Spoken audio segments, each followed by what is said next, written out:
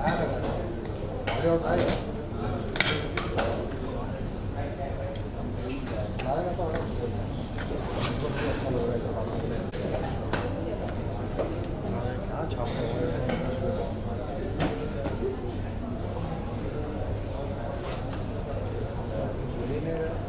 भाई? अरे भाई अभी बबलू ने मैसेज किया पूरा, पीएनए वालों ने पूरा ये लिस्ट भेजा ये ना है, तो उसको कौन से शॉट किया भाई? बढ़ रहा है, बहुत पगार भी बढ़ रहा है।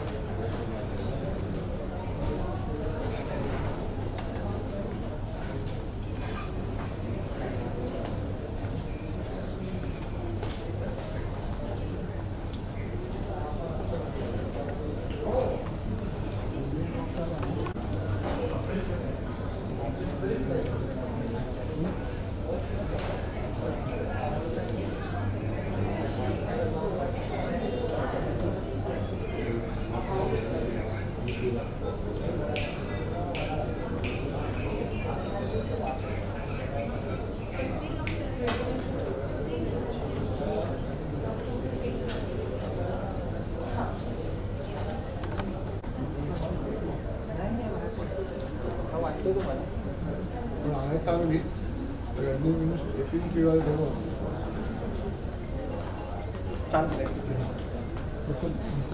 How are you?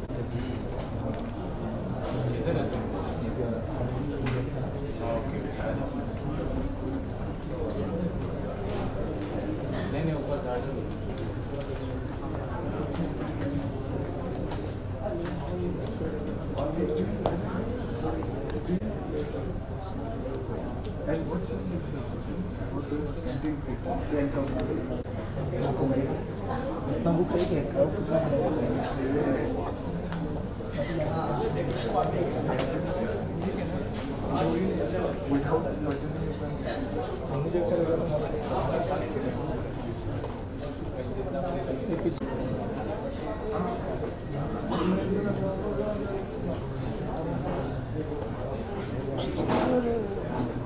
संतोष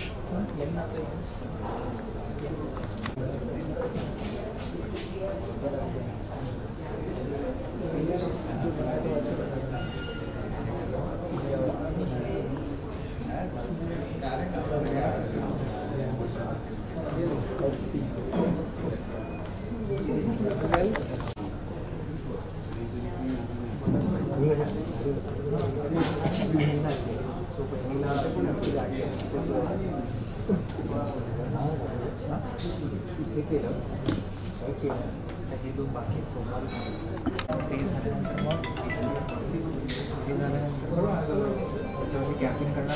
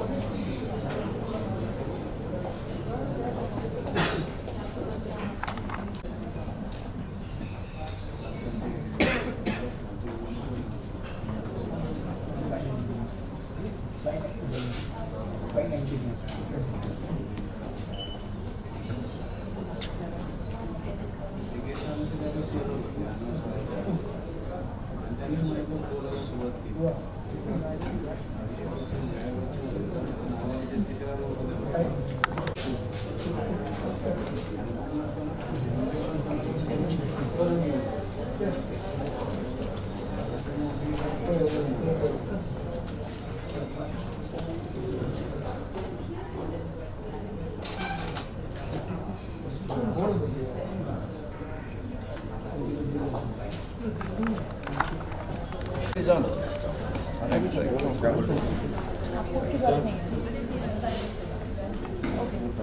ठीक है, आप इवेंट लेकिन कवर कर रहे हो? हाँ कर लीजिए। इवेंट कवर करने को आए चल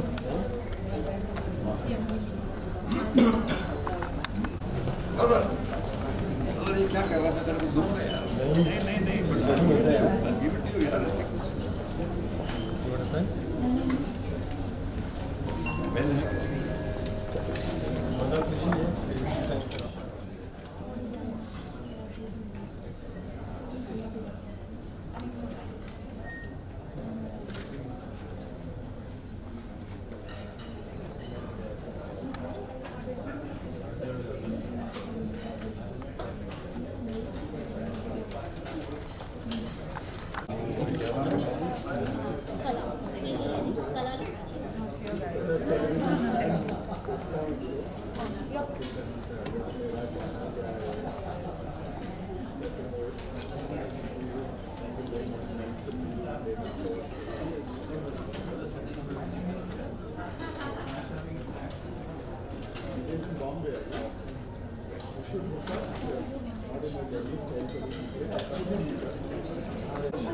व्हाइट लाइट मार लगे हाँ वाइट ही है ना क्या आंटी को हटाओ ना भाई यार को हटा ना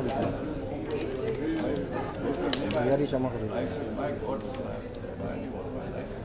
अच्छा हुआ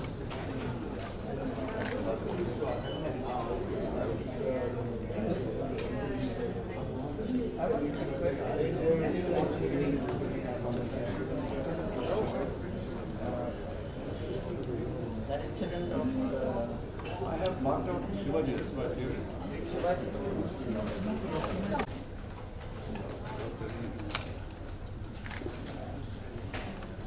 Yeah, that's nice.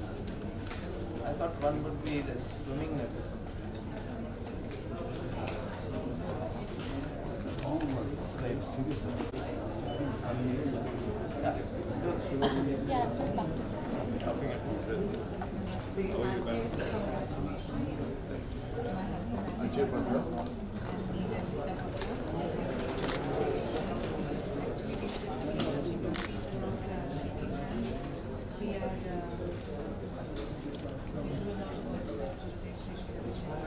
Oh, wow.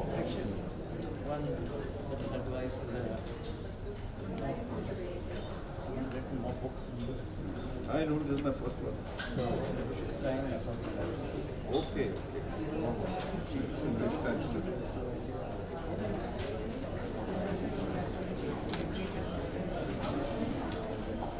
By the way, you love books. He's a one writer. No, really. Right? So,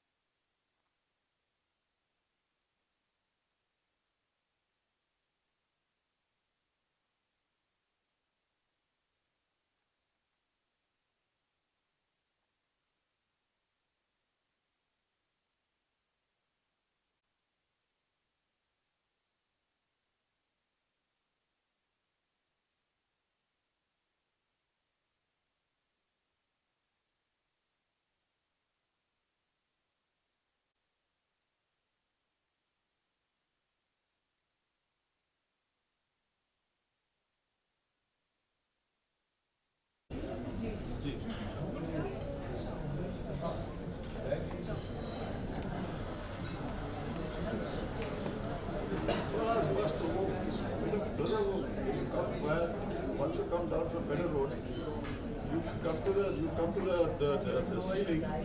उसके बाद तो 2 मिनट लगेंगे.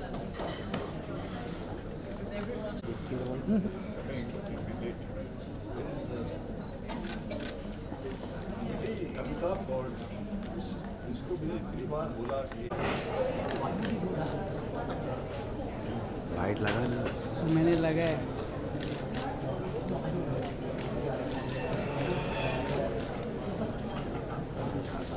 राइट राइट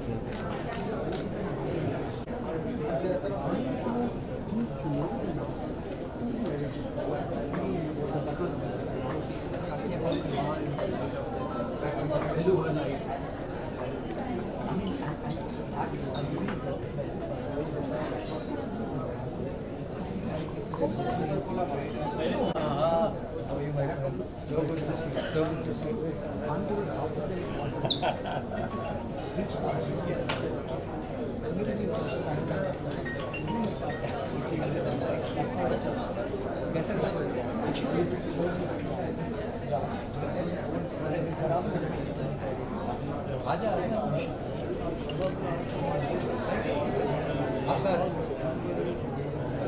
ठीक है मैं आपको श्योर मैं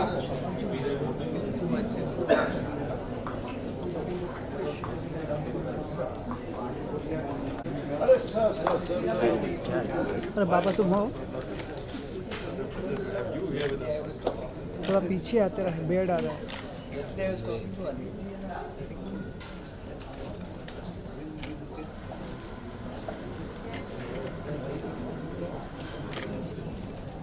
मैं भूल गया था, sorry. Yeah.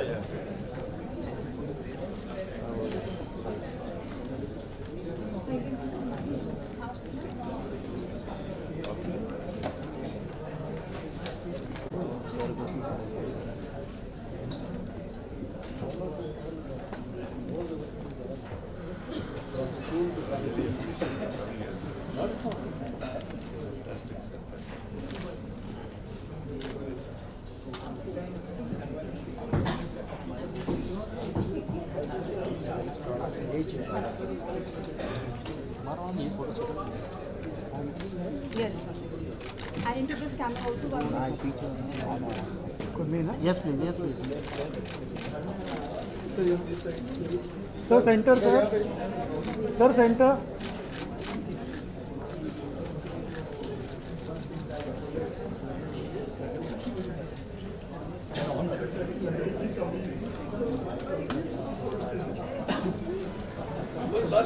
You made it from New York.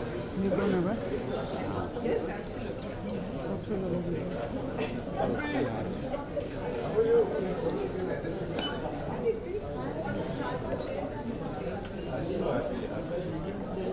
आज भी सुबह सोचा था नहीं आएगी.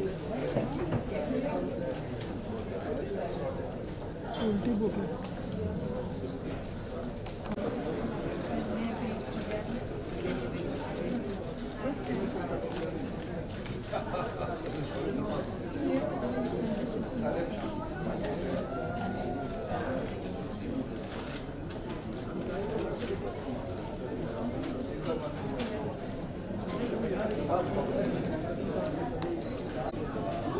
पीछे है ना, इस तरफ बढ़िया. ठीक-ठाक माना.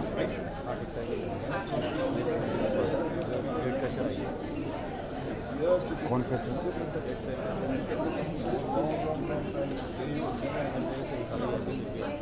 कौन? ये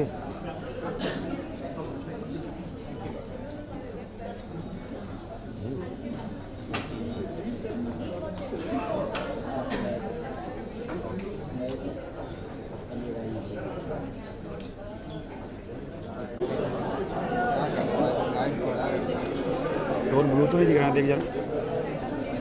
ब्लू नहीं दिख रहा ना टोन? दिख रहा है? पक्का? देख मेरे नंबर पर फ़ोन पे दे जरा.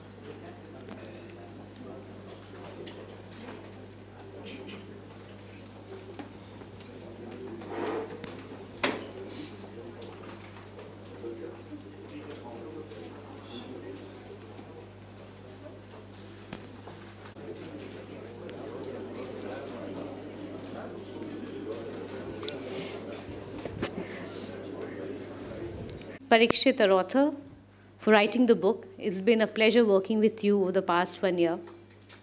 Congratulations. I hope you all read the book and do share your views and feedback with us. To take the evening forward, I would now like to invite Mohit to come up on stage. Mohit Gupta is an avid reader. He's very passionate about books, learning, and education. He's also the founder of City Book Leaders. So let's give a hand to Mohit, please. Thank you. Thank you, Millie, for keeping the promise to keep it as short as possible, because while we are running late in our schedule, but yes, as Balraj Sahni on one of the pages he has written, less is more. So we will try to start the function as fast as possible. It's truly a privilege to be here, and I used to live in a small town in Garhwal where I used to watch Barrister Vinod in those days. That were my school days.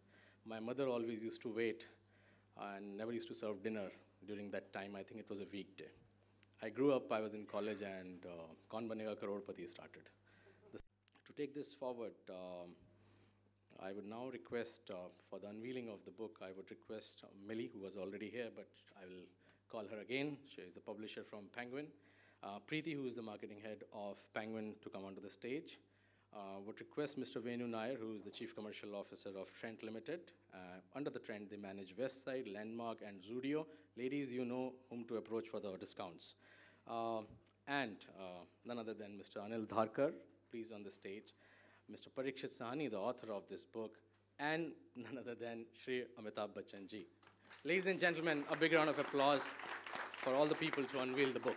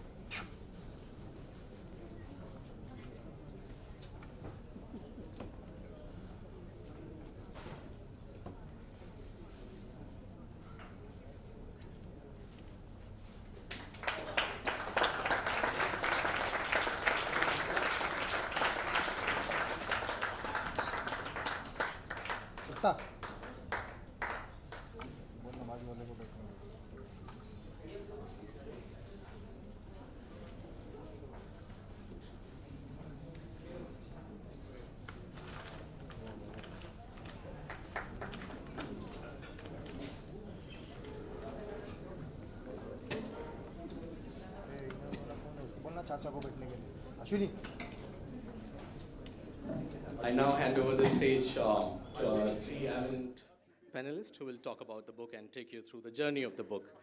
Over to you, Mr. Dharkar. The show is yours now. Sorry.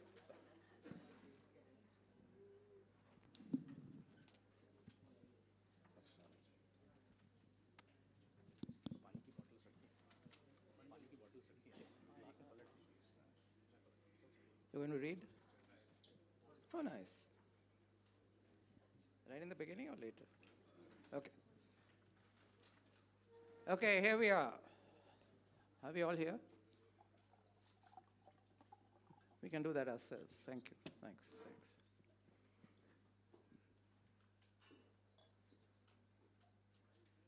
Thank you. It's lovely to see a full house in spite of the weather. Mr. Bachchan has been on a tour of the city, which he didn't intend to, but he's here. As always, he never lets anyone down. Parikshit, let me start with you. Your father died in 1973. That's 46 years ago. 59. He was 59. He was 59, but it was 46 years ago that he died. My question is, why did it take you so long to write the book? Why didn't you do it earlier? Sir, I wouldn't have, even if I tried very hard. Had it not been for a couple of people who started kicking me in the shins. One was an editor about 5-6 years ago in Delhi. Then there was a gentleman called Ali Peter John, who's sitting somewhere here. And a friend of mine from LA, a lady called Sayal, Harshi Sayal Gill. They just got onto my neck and caught me and said, "Chadi leke ke likho." And I had no way of getting out, sir. I had to write. But the strange thing is that once I started writing it, when I was given the advice by Ali, pehle khopadi mein pakao. So that was a very great revelation. The moment I started thinking about it, a flood of memories came back, and the laptop opened and it all came out in torrents. And the strange thing is that I wrote the first 2 chapters, and then the book wrote itself. I didn't know how it happened. Do you think someone was guiding you? I had the feeling, sir. I had strangely felt the presence of my father very strongly, and I felt I owed it to him to. I mean, people know him as a fine actor, but there are very few people like Brother Amitabh and his dad, who was very close to my father, who knew him more than as just an actor. So I thought it's high time people came to know about the other side of him as a father, as a brother, as a friend, as a husband. So that's what made me. I felt it, I owed it to him, because now I'm getting on in years myself. It's high time I wanted my kids to know about him, because they were born after he passed away.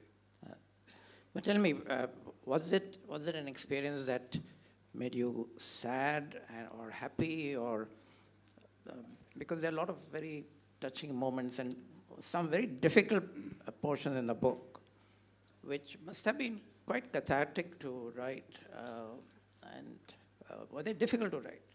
Sir, I'd like to recite a poem by Shelley. We look before and after and pine for what is not. And our sincerest laughter with some pain is fraught. And our sweetest dreams are those that sing of saddest thought. So there was an element of elevation at times, and of course, an underlying sadness, which I feel all sons feel when they miss their parents, their fathers. So at certain moments, I became very emotional. And at other moments, I remembered the good moments when we were together in Gulmarg, for instance, where we joked around and fooled around in the Dal Lake, for instance. So there were happy moments, but there were a lot of sad moments. And many chapters, I couldn't help weeping, because, I mean, I brought back, I saw him in a light that I'd never seen in him before. Writing made you see him in that light? Well, I'm now a lot older than what he was when he died. I'm nearing my 80th year now. So in those years, I didn't understand him. I was much younger. But now when the memories came back and I looked back and I realized it's very difficult to understand your parents in entirety, you see. And I realized that he was much greater than I had thought him to be. many sides of him which were revealed to me. He always said a man and his performance should be like an iceberg. I feel the same way about Amitabh Bachchan Sahab. It should be 1/3 above the water and 3/4 below. 2/3. 2/3 below, sorry. 1/3 above the water, 2/3 below. Because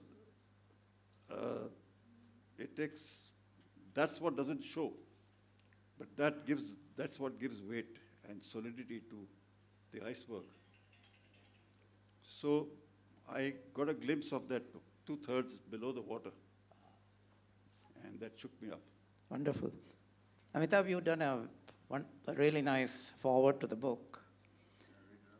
Are you going to read it? Oh, lovely. Please, yes.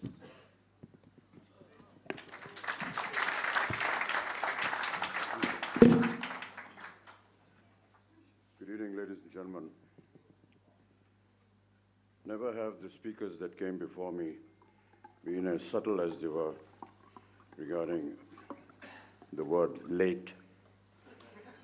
And I think I counted about 5 times when they mentioned late and kind of gave me a side look and saying, "You're late, buddy." I just want to clarify this. I was told that the function was at the NCPA, and when I was touching Marine Drive, my office tells me, "It's actually Taj Lands End, sir." So you can imagine turning around and coming here about 15 minutes late is quite a miracle. Parikshit called one day and said, "Couldn't you write the forward to this book that I'm writing on Balraj?" And I readily agreed. I thought I'd just read it out because anything else that I say today would not be able to go beyond what I've already expressed. Be like Balraj Sahni. He's in the film industry, yet out of it. So advised my father soon after my first encounter with the film world on a private visit seeking a job. Some of my experiences were disturbing. They troubled me and gave me reason to believe that maybe I was making a mistake in my choice. But no, father was right. Balraj was the epitome of my father's vision. When he looked at you with his endearing smile, extending his arms in embrace and spoke, you felt it was your heart that spoke, not his. It was as though the air around him came from a different world, a world that embodied gentility, the goodness of nature, the resonance of divinity. And as I drive past his home in Juhu, as I often do, I cannot but look at it in despair. Time and desolation have ravaged it and added to it what did not belong to its owner. Diverse conditions are the fatalities of life, and the house symbolizes this reality. But I believe that even though appearances may change, structures may decay, the purity of the heart endures, lives, and breathes. And as Parikshit sets about putting his pen to paper to narrate his father's life, I send my heartfelt best wishes and look upon him with gratitude, for he will narrate what he needs to know about the celebrated and distinguished soul called Balraj Sahni. I profess to be an actor by profession, and some of my work-related observations guide us in our careers. When I saw Balraj on the screen, it was not the character he was portraying I saw, but only the purity of his heart. The way he moved, the way he spoke, and the way he expressed himself were unique and straight from the heart. वो जब dialogue बोलते थे तो ऐसा लगता था कि यही सही है. Commented a person when I asked him what he thought about Balraj as an actor. There was a refined smoothness about him in all his performances. If I could have, I would have run up to him on the screen, touched his feet, and embraced him. His cultured and literary background was evident, as I perceived during his meetings and reflective moments with my father. He always came across as one who lived life on his own terms. never derogatory about others and their beliefs, yet respectful to his own. There was a simplicity in his being, in entertaining you with a cup of tea in his home, inviting you to play a game of table tennis in the patio in his home, the gentle wave of his hand as he passed by you on his horse, ridden without any frills in Kashmir, quietly without accoutrements, climbing up to Gulmarg. I know, for I was a party to all. And every time I drive past his home in Juhu, I recall with great affection the man of immense grace and nobility, Balraj Sahni.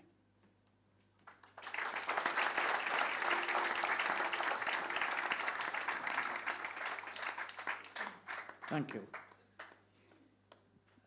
You said in your foreword that he was in the industry and out of it. What do you mean by that? This is actually given to me by my father. I was on a mission in the early years, around 68, 69, to the city of Mumbai to seek a job in the film industry, and I was asked to do a screen test, which I did, thanks to some very well-known people. I'm not going to name them now. And later on in the evening, they said, well, you know, you're here for a day. We are going out to a party. Why don't you come along? And I went along with them. And at the party, I saw things which were kind of disturbing. I mean, everyone was happy, and they were having their drinks and eating their food. And then some discussion took place between one of the celebrities and a journalist, and a fight broke out. And when I say a fight, it was actually a physical fight. You know, they were punching each other and stuff like that. And what was really amazing was that the hostess, who was also a very prominent celebrity, was unconcerned with this punch-up and was serving up, what would you like to have, sir? And then just serving the food all over. And I felt this was rather odd, so I just stepped out of the house. And when I came back, I narrated this to my father and said, you know, you have to be like Balrajji. You have to be in it and get out of it.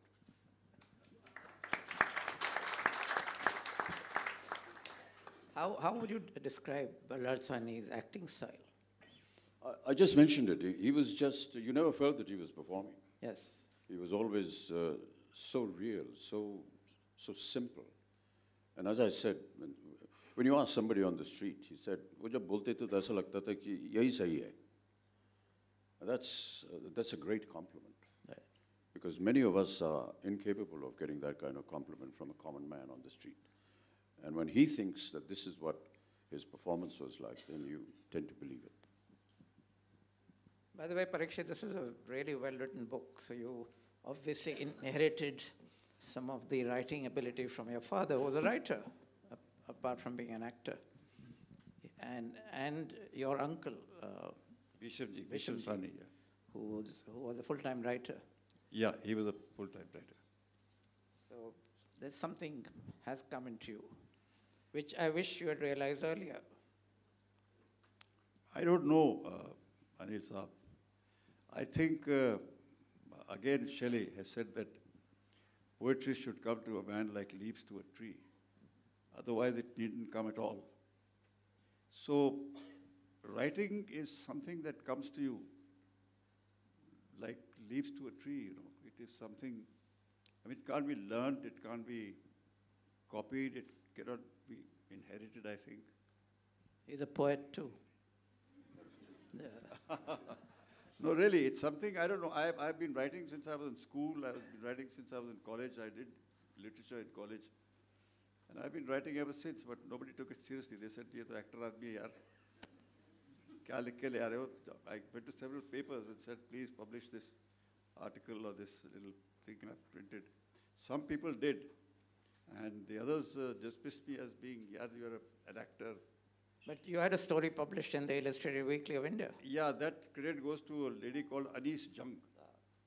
I wrote about 2 or 3 paragraphs and she saw them.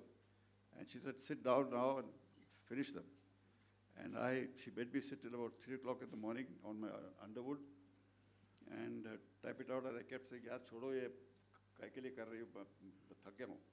Khatam karo, khatam karo, khatam karo." And she took it and gave it to the Illustrated Weekly. and they liked it, and it was published. That was Anisha's doing. I think I owe her a great debt of gratitude because she's the one who started the whole ball rolling, you know. In the book, you often refer to your stormy relationship with your father. Yeah. But I also saw a lot of extremely loving episodes. So it was a kind of mix, right? But he was never harsh with you. No. On the contrary, I think he told me very early in life that just forget that I'm your dad. Let's be good friends. I had my first cigarette with him. I had my first glass of beer with him. He said, don't do anything behind my back. Early in life, he even said, don't call me dad. Don't call me Pitaji. Call me by my name. So he was like a friend for the rest of his life. He was a very strange man. We discussed things that no father would discuss with his son. And he never ever raised his voice. He didn't correct me. He didn't tell me I was doing something wrong. He didn't yell at me or nothing. He just kept saying, you're a great guy. You just learn to live and live to learn. That was his motto. So were you a spoiled child? Beg your pardon? Were you a spoiled child?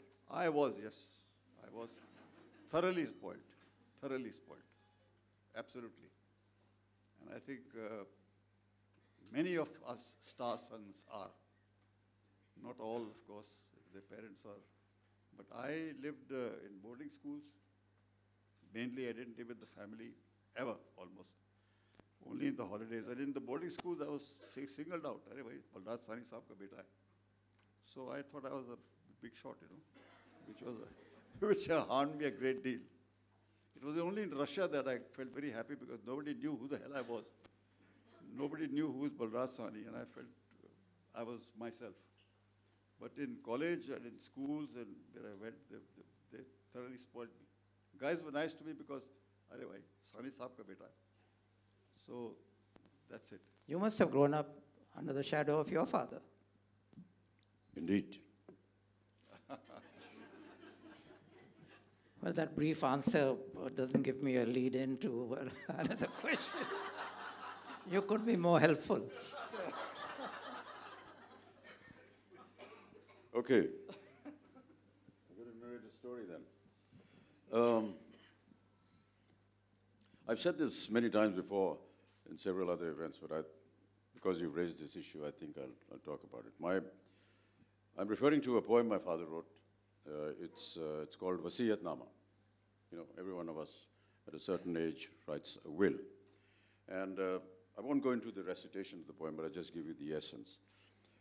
He says that, in the poem, he says that, a time comes in your age when your friends and well-wishers say, umr kafi ho gayi hai yaar, ek wasiyatnama likh do, life ka kuch pata nahi hota hai, aur जो कुछ भी देना है अपने परिवार को, बेटों को, ये सब अभी से तय कर दो, क्योंकि बेटों को भी बड़ा आजकल सामना करना पड़ता है अपने आप को साबित करने के लिए कि हाँ भाई ये मेरे पिता हैं. तो he wrote the whole thing, and one of the things he said is, look, I don't have much to give and leave behind for my children. I just have my written works, and later on in his life he used to go for a walk and pick up a stone, and he used to find an imagery in it and draw a few lines, and it would come out. And he says, these are the rocks and these poems that I have.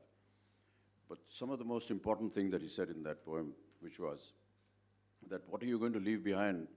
And he said, Can you recite that bit? Put saput kyu dhan sanchay, put kaput kyu dhan sanchay. And then he wrote that, the last line, and he said, mere bete hone se mere uttaradhikari nahi honge. मेरे बेटे होने से मेरे उत्तराधिकारी नहीं होंगे, जो मेरे उत्तराधिकारी होंगे वो मेरे बेटे होंगे. So Parikshit is an excellent example. He is the true inheritor of his father, and therefore you are the true uttaradhikari.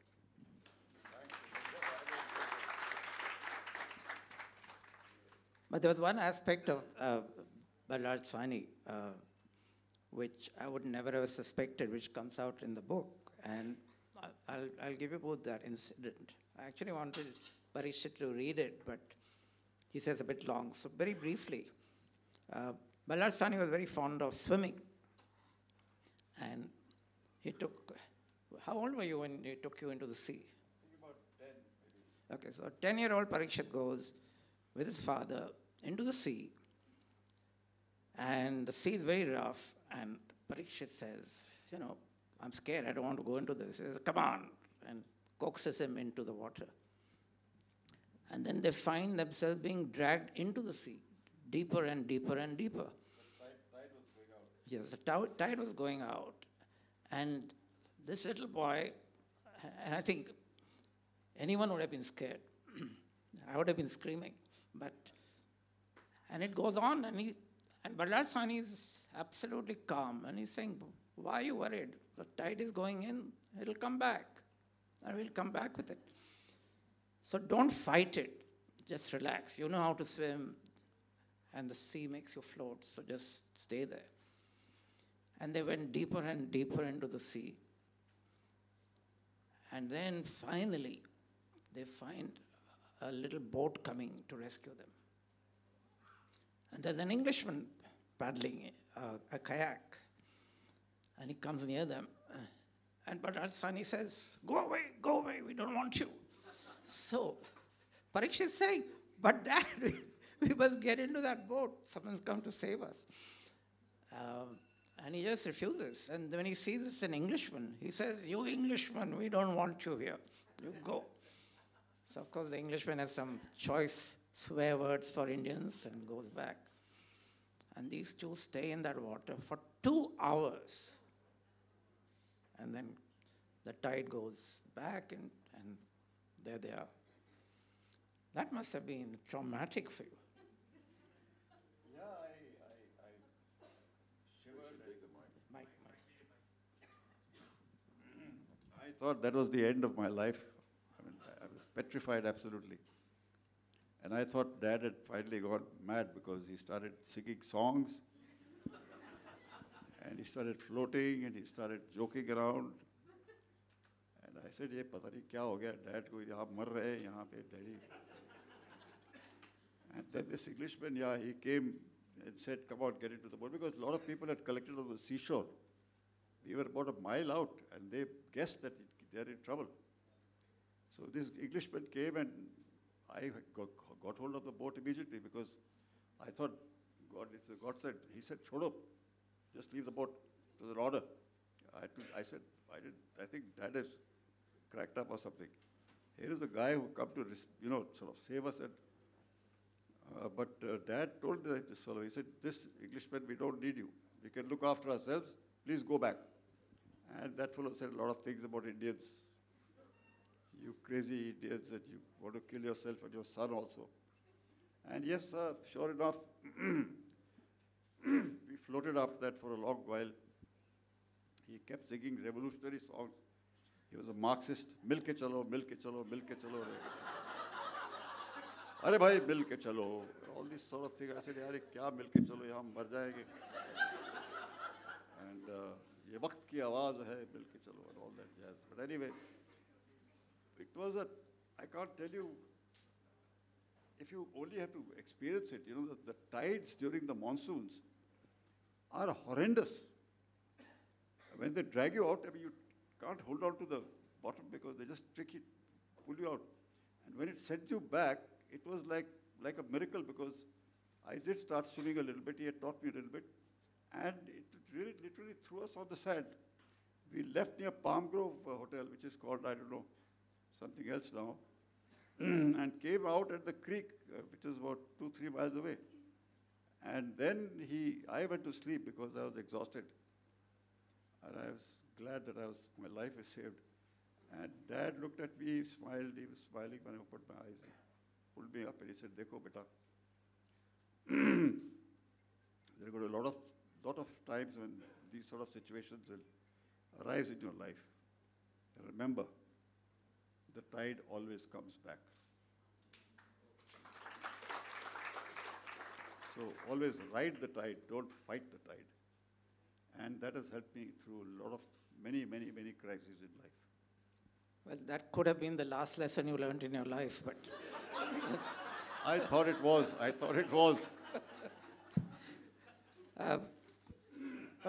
Balraj Sahni was a real Marxist, and he very deeply believed in the Marxist philosophy. Absolutely, completely, utterly. And you were talking of him singing revolutionary songs and Mil so ke on. chalo, mil ke chalo, mil ke chalo. But there are wonderful scenes in the book which shows his Marxist leanings. There's one of these high society parties where he comes wearing a dhoti and Lungi. Lungi kurta, Yeah, Punjabi style. and he doesn't like this kind of socializing with, this useless chatter and pretentious chatter. So he's constantly pulling everyone down. And then he finds a waiter who's also Punjabi. And he finds he's speaking a different kind of Punjabi from what he knows. So he gets a drink for the waiter. They sit on the floor and they have a long chat. Of course, the hostess is not very pleased. And anyway, the story goes on. I'll leave you to read it. There's also the story about shooting, where everyone has to wear jackets. Can you talk about that? You remember what I'm talking about? Sorry. You see, I was not trained as an actor. I did my college work. I went to the institute in Moscow to study film direction and writing and editing. And I don't know, I met Nehru there. There's a separate story. I'm writing about it for you. Send it to you for perusal. And he gave me a speech, and he said that,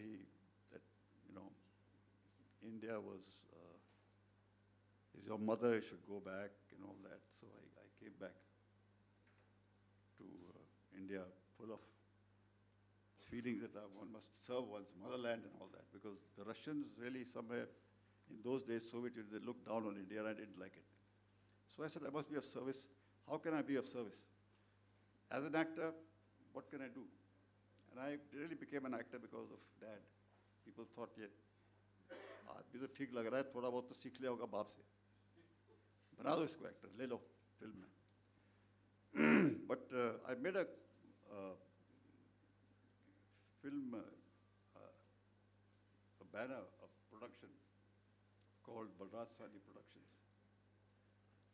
And I made some television serials because making films is a very tough job. And through those, I thought maybe I could serve, be of service to the country and, say some good things through those scripts. And one day I was shooting with these, just for Yash Ji's video division. He liked one of my stories and he said, you make it. And one day I was shooting till very late in Rajkamal Studios. So there overtime ho gaya.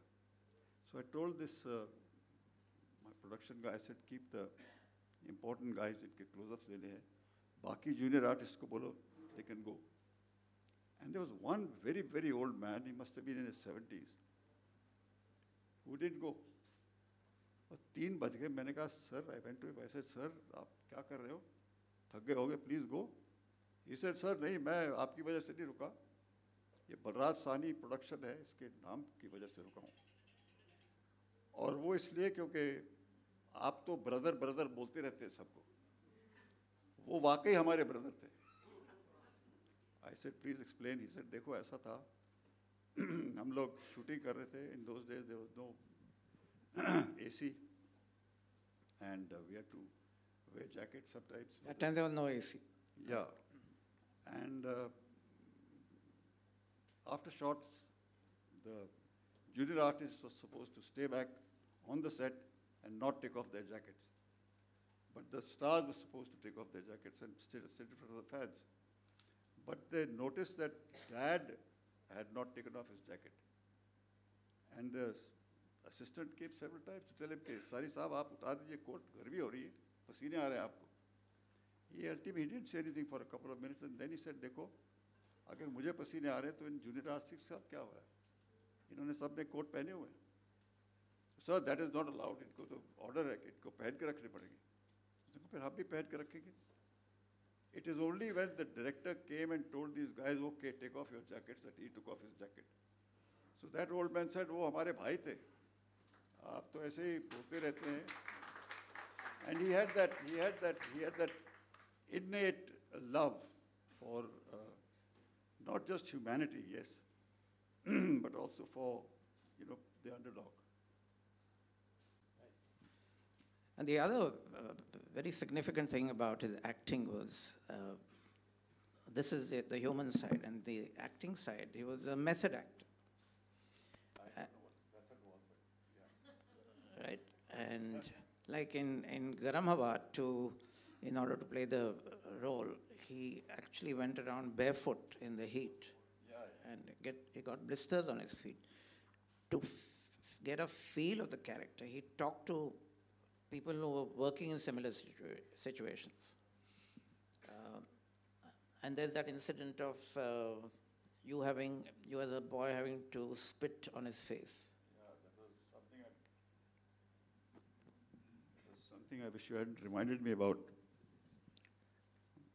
Imagine asking you to spit on your father's face.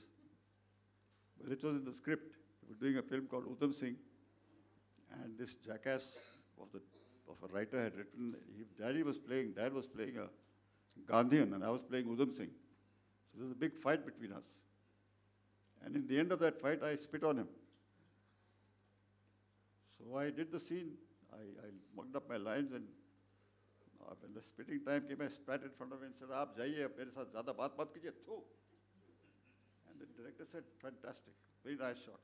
Dad said, "Ek minute, one more." I thought ये शायद daddy का कुछ reaction अपना गलत था, फिर से shot लेंगे, फिर शॉट दिया, फिर आप देखे जाइए, मैं देख लूँगा मैं आपको, थू. He said, "Come here. You didn't spit on me." I said, "Sir, I spat in front of you. The script पे क्या लिखा है? You spit on my face." I said, "Papa ji, ये तो बड़ा मुश्किल होगा, spitting on your face." And he said, देखो, that director said, "साली साहब, इसका expression ठीक लग रहा है. इधर करे, थूके, उधर थूके." आप डैडी ने कुछ 11-12, उस ज़माने में there was no digital. The film was very expensive, The film stock. 11 or 12 retakes were a lot of money down the drain for the director, the producer. And every time I'd spit, I said that I thought about cleverly that I'd spit on the left, a little on the right. Dad would say, "No, one more." Ultimately, I got the idea that I'll just make the noise. I won't really spit. Okay, देख लेंगे आपको, जाइए अपने रास्ते में, देख लूँगा आपको, थू. So he said, "एक मिनट इधर आओ, मेरे मुंह तक कितने?" सर वो बोल दिया ना सर, इतने दूर लॉन्ग शॉट में क्या दिखाई देगा कि मुंह पे आपकी स्पिट लगी हुई कि नहीं. He said, "No, we have another one." The director, I remember, he almost became bald, poor fellow. He said, "Sahni साहब, बड़ा natural लग रहा है." नहीं, ये तो लिखा हुआ है स्क्रिप्ट में. Ultimately, sir, he made me spit on his face. And I nearly cried. I went to my makeup room and I just sat there and I said, "Today is the worst day of my life." And then he came to me and he said, "Listen, you're my son. Either stop acting, just leave this profession. But if you do it, then be honest to yourself. I'm not your dad on the set. I'm the Gandhian, I'm the villain. You're Udham Singh. So please, you must make a magic circle. You must know who we are, where we are, with whom we are, why we are here, when we are here." And, but to be frank, I wish you hadn't reminded me of that, sir. I cringe when I think about it, even to this day. No, but I think it shows an insight into the way he acted and the way he respected the script and the director. And Amitabh, I think you have followed that same philosophy in your career, that you have not, in spite of the stature that you have, you never tried to tell the director what to do or tried to deviate from the script. Am I right? Yeah, I think that The essence of every film is what comes out of the writer's pen, and I think that needs to be respected. I also believe that he's the one who designs an entire film. He thinks of the characters, he thinks how they should dress, he decides how they will say their lines, he decides the location as to where it's going to be. And I'm sure that this is in conjunction with the director, but if he has gone through so much trouble to do that, I don't think I have any right, if I'm a professional and if I've agreed contractually to follow what the director is going to ask me to do, then I should follow the writer. That they are the most important people in every film. And I just do it out of my respect and regard for the writer.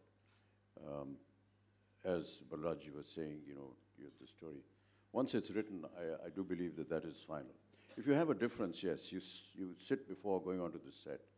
But once you're in front of the camera, then you don't argue. You just do what is asked of you to do. But suppose, with your experience, you find that the script could be improved or the shot could be taken in another way, would you not have a friendly word with the director? I would, yes, but I would leave the final decision to him. But you would never take over directing as some of our stars have done, surreptitiously. I'm just about learning how to act. I can't direct at all.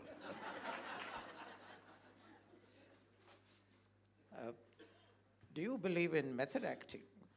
Yeah, I really don't know, you know. Parikshit and me are on the same plane. I really don't know what method acting is, but I hear a lot of people saying that, and I hear a lot of people you know, reading books about it, and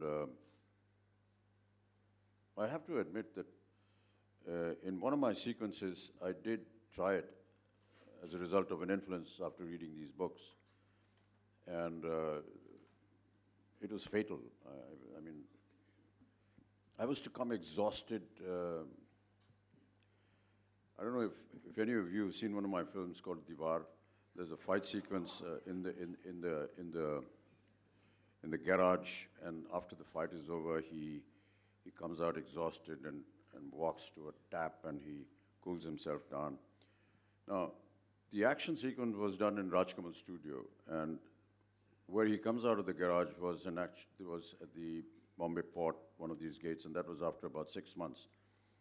So in order to recreate that kind of look and atmosphere and exhaustion, I thought, you know, I needed to prepare myself. So there were about 8, you know, blocks of these, I don't know what you call them, where they store all this stuff.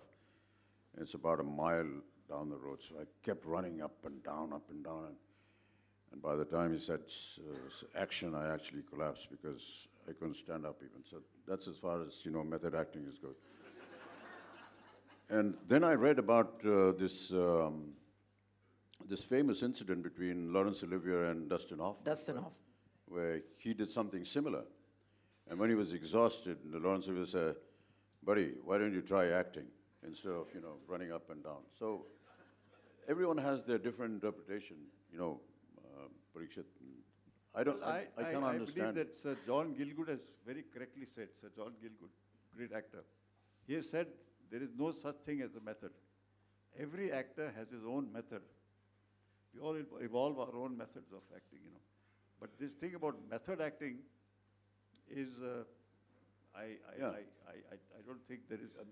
I was once spent some time with Dilip Saab, and he was narrating an equally, you know, almost a funny incident. He was with an actor, and he said, the actor came to me and said, "Sir, आप ये जब कोई नाराज होते हैं तब आपकी आंखें लाल कैसे हो जाती हैं? क्या डालते हैं आप उनके?" तो दिलीप सर ने कहा, "मैं कुछ नहीं करता हूँ, थोड़ी देर ऐसे बेंड कर जाता हूँ, और खून जो है वो आंख में चला जाता है, उसके बाद मैं खड़ा हो जाता हूँ और आंख लाल हो जाती है."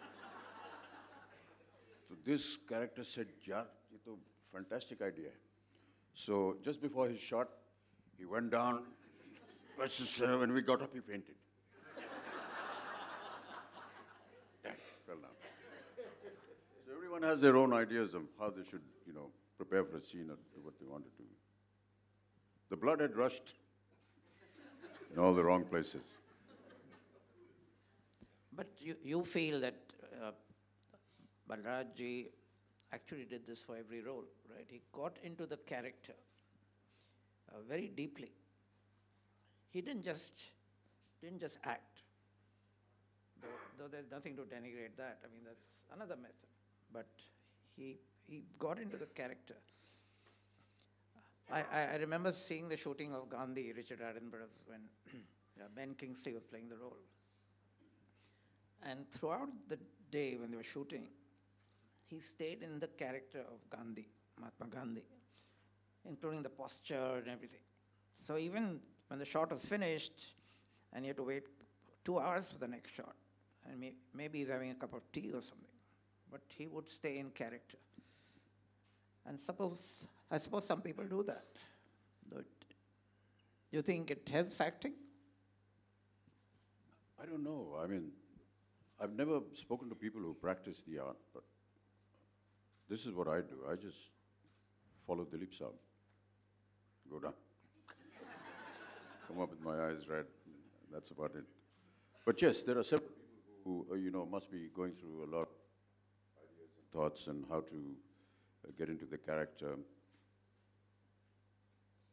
There was this film, I think it was called 9 Hours to Rama, which was on the assassination of Mahatma Ji, which was eventually banned in India. And there was a character that was playing the role of Godse, and he had just one shot in the film. He had to come and just fire, and that's it. And this guy was from, I think from America. He was an Indian who settled in America, and he came, and we happened to know the family he was living with, and they came and said, we have an actor in the house, he's come from America, and he's playing this very important role. And I said, yeah, I'd like to meet him. कि जी वो 1 महीने से कमरे के अंदर उसने अपने आप को बंद कर दिया है. तो उन्होंने कहा क्यों बंद किया? क्योंकि वो सोच रहा है कि खड़ा होकर के ये बंदूक कैसे चलाएगा. So there are a lot of different stories, of people who practice all kinds of different things.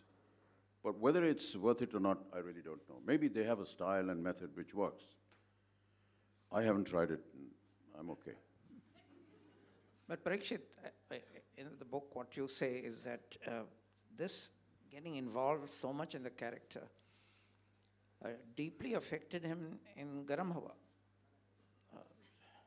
Yeah, in Garam Hawa. Because Garam Hawa reflected in a way. I'll be very frank. There's one thing he believed in implicitly. That's the one thing I know that he took from Stanislavski. That was emotional memory.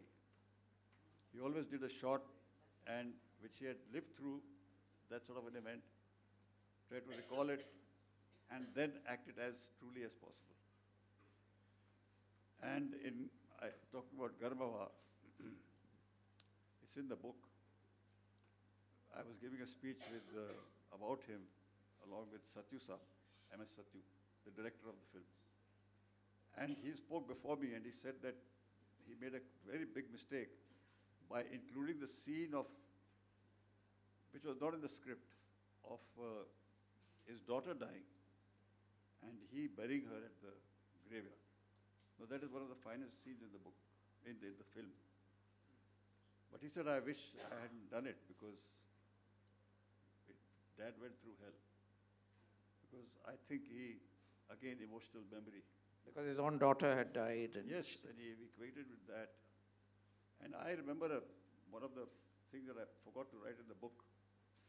I went with him for shooting. I was in school, a film called Aulad. And he had to give a shot where, he's telling the Seth. The Seth has taken his son. His wife has died. So the Seth throws him out of the house. The Seth has adopted the son and he kept shouting at the Seth at the gate. He's being kicked out. Seth, mera beta de de. Mera bacha de de, Seth. He did it so well that everybody clapped. It was, after that it was pack up. And he came home. I sat in the car with him. He was a little out of sorts. I said, sir, bada badhiya short cigar. Bande ro paye. Kehla chup kar. Then we reached home. He stopped the car at the gate and he said, wait a minute. We got to go back. I said, sir, it's pack up. It's wrap. And he said, no. He rang up, I think, both Sehgal Saab, it was the director. He said, get the set opened, I have to do that shot again. Sehgal Saab thought that he was crazy because by that time the studios were locked at that time and guys had gone home and started drinking and all that. But Dad got that thing opened. And he gave the shot again. But this time, there was no crying. There was stunned silence, absolutely. And I think that film ran because of that one shot. No, but what was the difference? The difference was when he came back, I said, Paji, ki load ki si? Sare ne takleef deti, tusi phir se lighting ki hui. He said, yaar, I just remembered what I felt when your mother died. But when I gave that shot, I gave it mechanically. I wanted to get into the same feelings that I had when your mother died.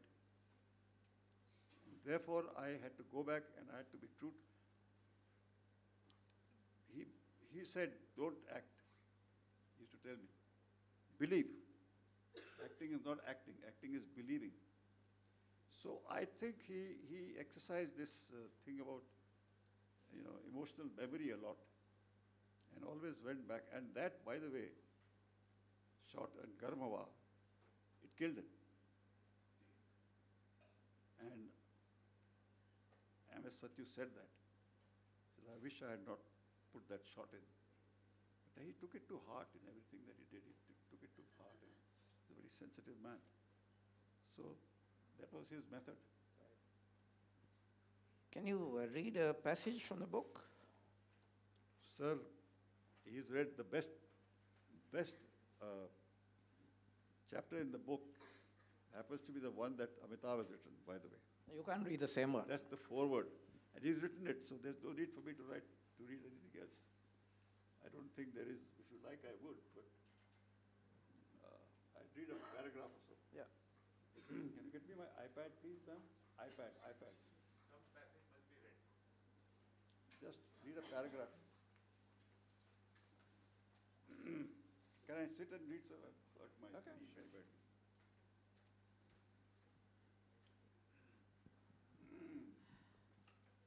This is a chapter being read out for the sake of my unit. Sir, he's from your school, Sherwood School, and he was with me in the... You're from Sherwood? What house?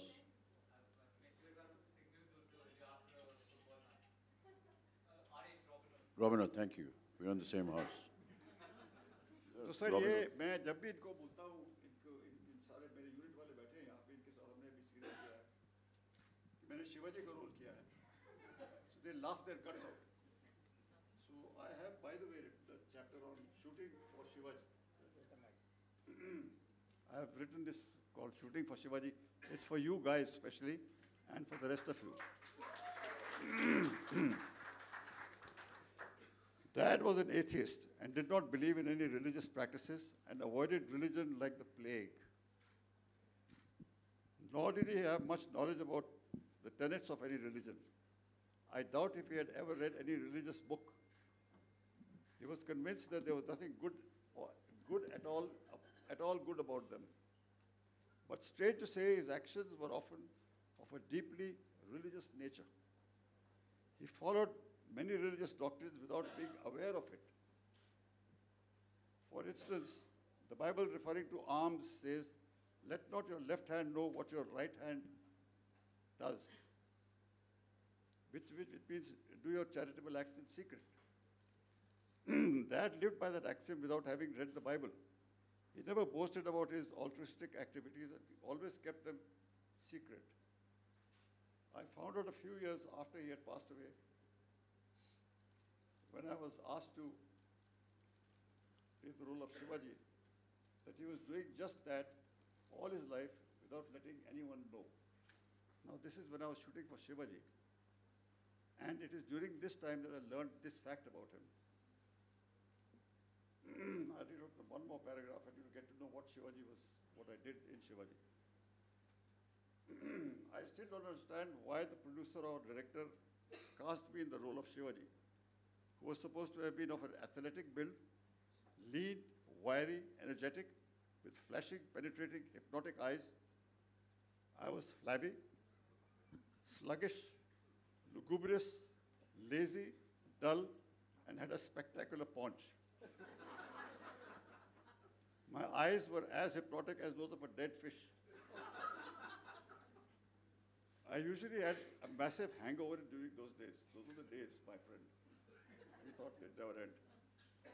I was the least suited to play the role of the great Maratha leader. Dad would have been the right person to play that role. One day I heard somebody saying in a party behind my back, I wonder what Mr. Balraj Sahni would have said if he saw this slob of a son playing the role of Shivaji.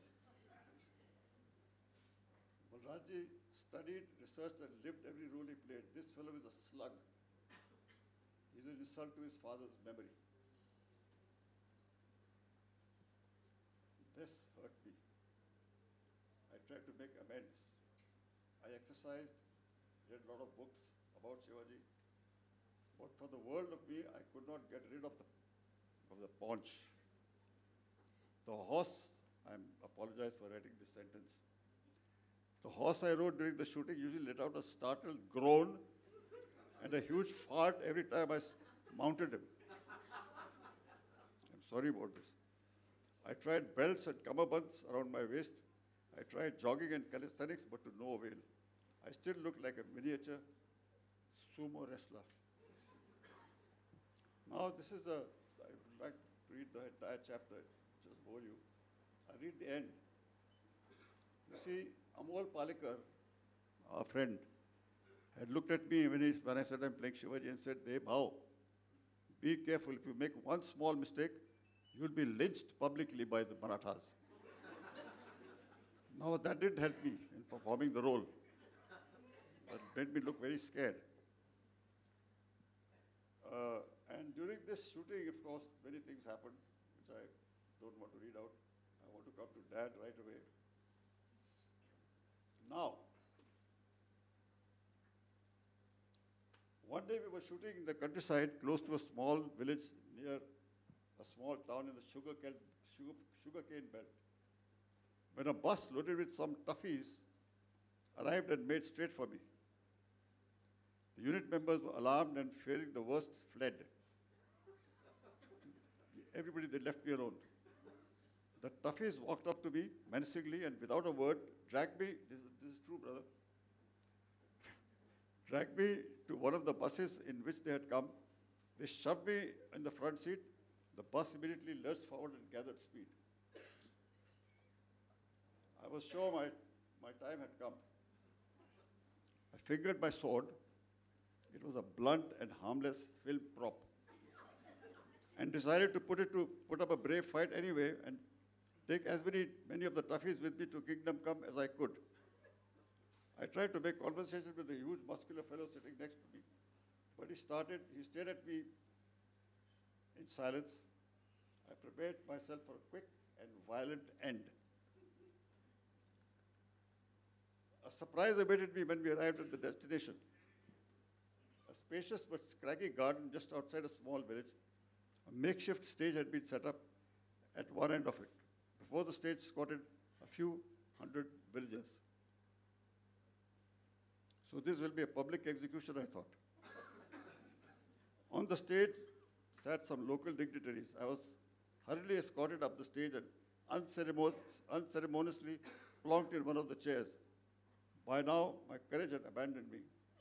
I was baffled by what was happening. There was no chance of running anyway because I was flanked by two hefty, tough guys. A gentleman got up and addressed the crowd.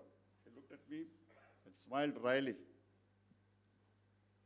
He is obviously enjoying the prospect of what is to come, I thought. But when he spoke, I was dumbfounded. "Sir," he said, in his heavily accented Hindi, "this garden has been named after your father. It's called Balraj Sahni Udyan. At the beginning of the month of April 1973, we had a terrible drought in this area. There was no water to drink. We were all very in bad shape. It was at the height of this drought that your father drove to a village all by himself in his ambassador car and stayed with us for a week. He said to us, 'I have brought no water for you.' I could not have, even if I tried to. I have come here to share your thirst. That is all I can do. And even though we offered him a small portion of the water, rations that we were guarding for infants and elderly, he refused to drink it. He waited till a tanker set by the government, and then too, he made sure everyone's thirst was first slaked before he took a gulp of water himself. He died 2 weeks later. We have named this garden after him. And we have called you here to tell you that we are very happy that you, his son, are playing the role of the great leader Chhatrapati Shivaji.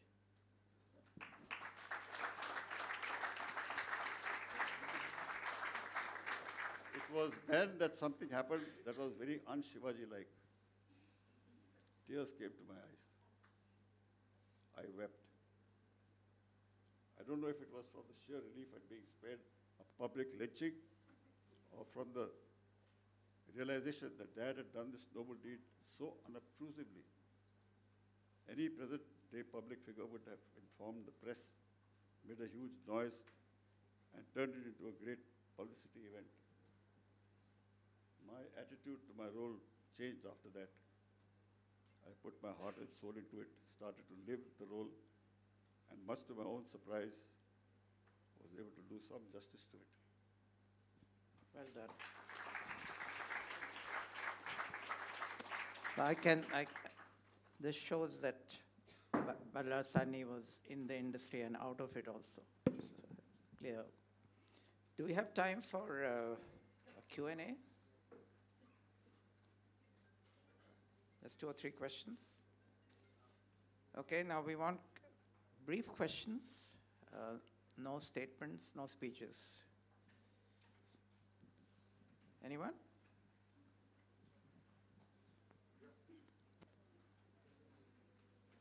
Yeah.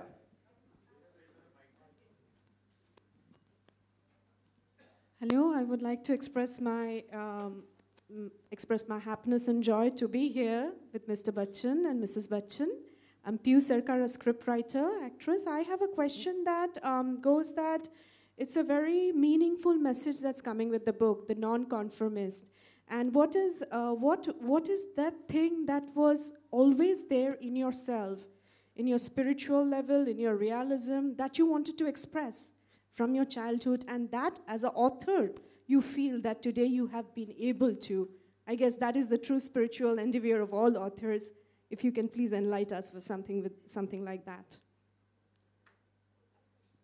I really didn't get the question, ma'am. Okay. Briefly, yes. Tell me what you're trying to say. Yeah. I can't see you in any case. Okay, can you see me now? Yeah. Yes, hi. My question to you is, like, as an author, like, in your deep senses, all of the authors, they want to express themselves, you know, their spiritual sense, and they feel very content after they do it. So that is one thing I would like to know, that what is it that have you been able to do that in this book all through? And if yes, then what? And if no, then what is the next book you would like to approach? Well, ma'am, this book was like a redemption. Because, to be very frank, I have this very guilty conscience of not being a very good son. And as I grew older, I realized what a great dad he was. True. And I had to get it off my chest. That's the general idea when one writes. It's a kind of a catharsis. Mm-hmm. Catharsis, exactly. That's kind of a catharsis. It's kind of a redemption. Mm-hmm. And it was to find peace within my soul. Mm-hmm. Now, this thing I read about Shivaji is not fiction, it's a fact. It's a fact, true, true. It shows what sort of a guy I was. Mm-hmm. I mean, getting a paunch and hogging away to glory when I was playing that role, compared to him. So this is a kind of a redemption for me. Depths, yes, yes, yes. Come to peace with myself. Yes, exactly. And that's really inspiring for me. That's one question. Now Yes. we go to the next one. Yes. I actually disagree with what Parikshit just said, because it goes contrary to what I said earlier on. मेरे बेटे बेटे होने से मेरे उत्तराधिकारी नहीं होंगे. Kind of you, brother. जो मेरे उत्तराधिकारी होंगे. Very kind of मेरे you, बेटे but होंगे. I have. आपने ये किताब लिख करके पूरा कर दिया उनका काम. और आपने सही मानों में एक बेटे की तरह. Because there are many things we would never have known, and that's why I feel that you are a true son of your father. So Amitabh, can we expect a book from you?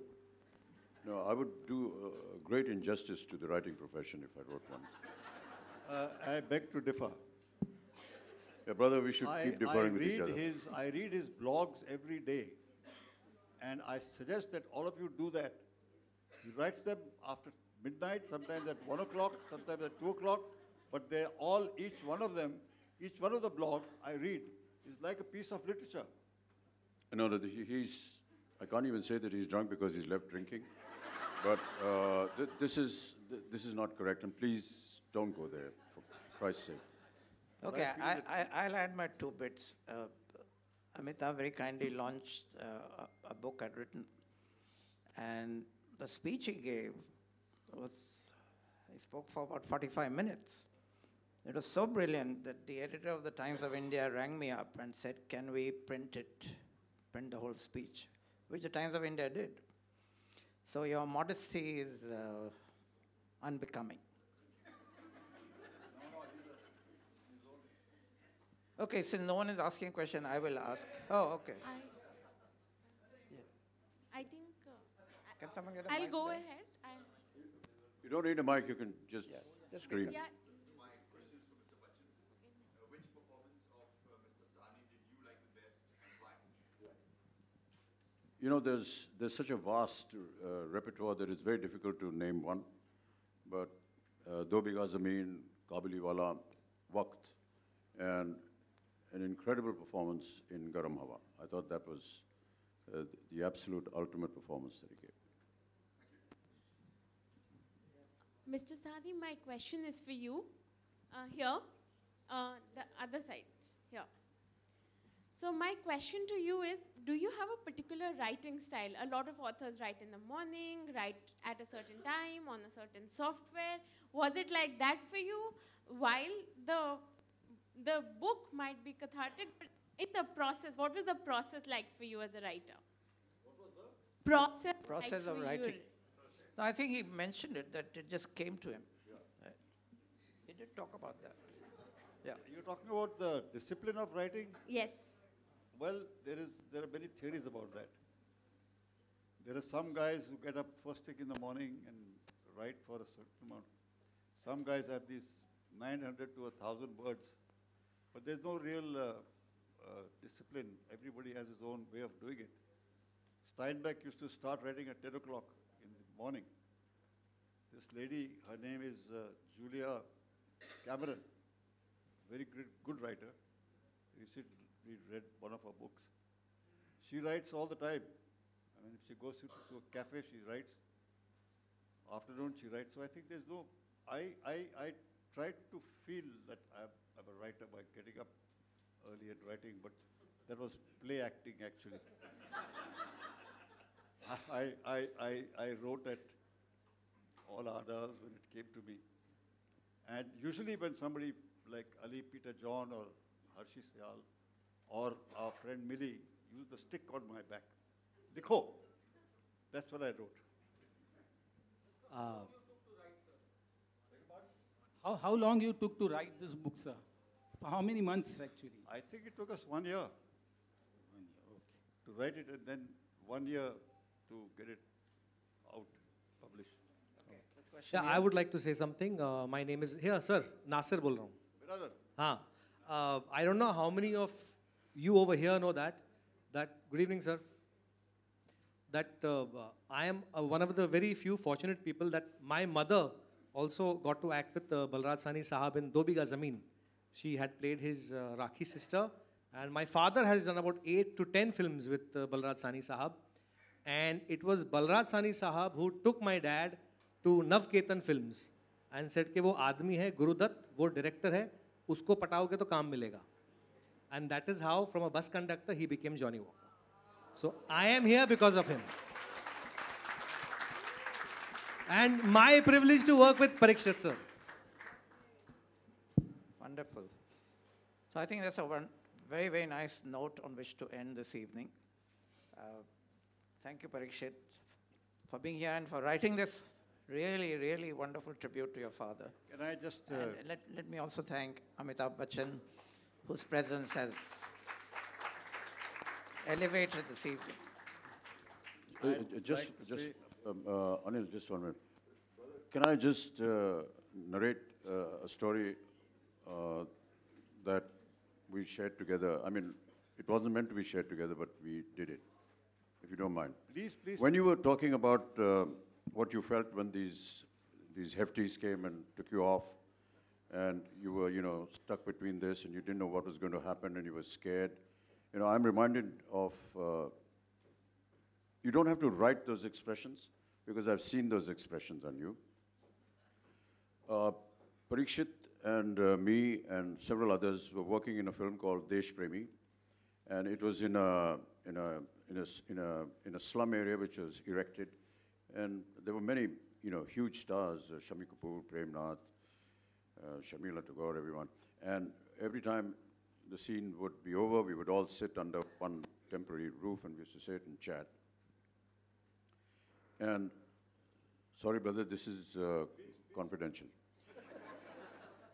Manmohan Desai was the director of the film, and a few of us, junior assistants, decided that we need to, get brother out of... He was always very sort of serious, sitting around in one corner and hardly communicate with anyone. And we thought that, he's come from Russia, he's learned this method acting, so probably he's into that zone. So we needed to get him out of that. So we devised something, and there was a junior artist who was a fantastic actor. So he started acting drunk on set. And I'll have to enact this a bit. So he would come very close to where this group of actors of us used to be sitting, and he used to come holding on to the table, and he would look at brother. And brother would look at him and say, yeah, fine. Then he would, and look very threateningly at, Parikshit. So Parikshit was getting a little, kya yaar, kaun hai? No, kuch nahi, the poor chap is drunk and all that. So next day again, this guy would come from another part of the set, and from there he's only looking at Parikshit. Now this went on for about a week. By now, Parikshit is getting really worried. I said, why are you worrying, brother? He said, no, brother, I was driving home, and I was stopping at this signal, and this guy was there looking at me. I think something's wrong with him. So then we enacted a whole scenario where we called this guy, said, kya kar raha tu usko? Do teen chapal mare wo. It was all fake. He fell down, and brother was a little relieved and all that. And then we said, it's not probably happening. So on the last day, this guy came up, and we gave him a little fake knife, and we took out the knife, and brother, he said, yeah, look, I said, this has gone too much now. And then brother decided to actually go up to him and whack him before we stopped him and told him that this was all an enactment just to scare you and get you out of your... Yeah, he asked me for my gun.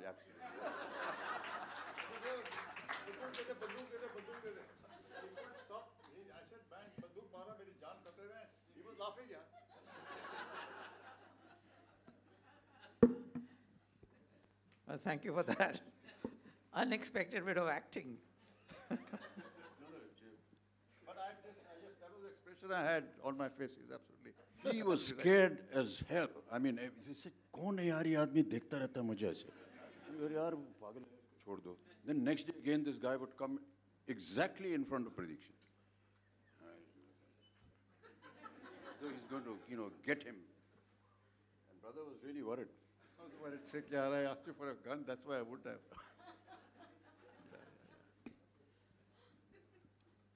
So I can understand your expression when you were being whisked away to this place. Thank you so much. I think our panelists deserve a huge round of applause. That was a very engaging conversation. Thank you, Mr. Bachchan, Mr. Tharkar, and Parikshit. Congratulations again. Thank you for writing the book. I'd like to quickly thank all our partners for today, from Taj Lanzan to Literature Live, City Book Leaders, and Landmark Stores. We have a book available here. You can buy a copy and get it signed by the author. Thank you so much for being such a lovely audience. Thank you very much.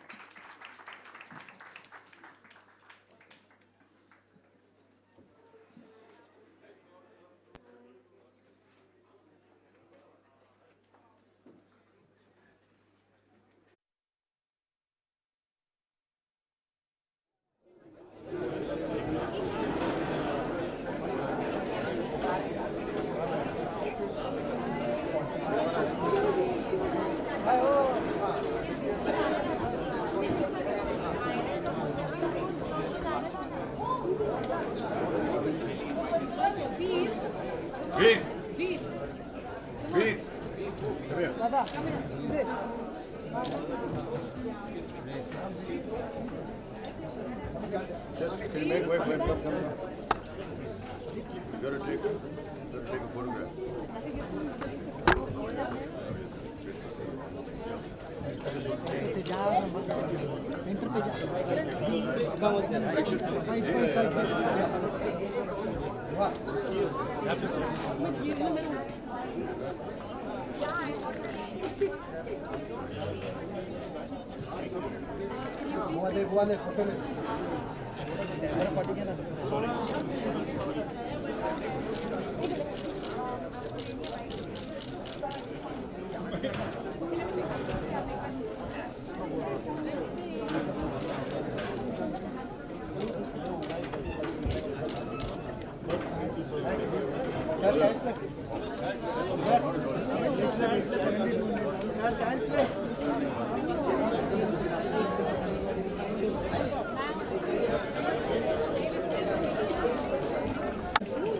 No, this is a book that's not been. I'm very upset about this book. They have taken things from my book and which is not. So I'm very angry about it. जय जी हाँ जी नहीं आप हमें